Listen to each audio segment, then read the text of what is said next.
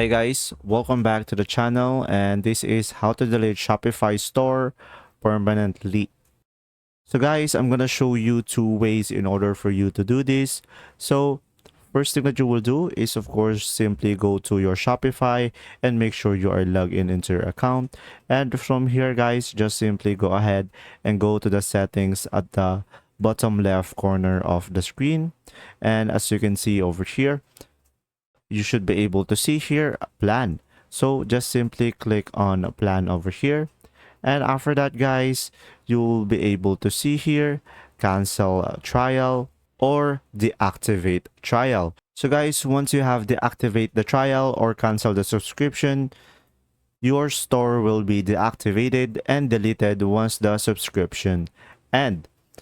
And now guys, for the second method that you have, or for the second option, is just simply go to user and permissions, and from here just simply go ahead and transfer the ownership.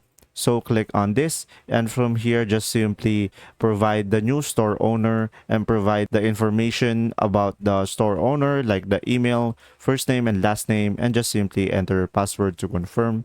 And from there you'll be able to transfer the ownership and you'll be able to confirm the transfer.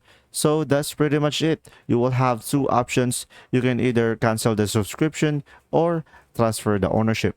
And that's simply about it. If this video was helpful, please like and subscribe, and thanks for watching. See ya!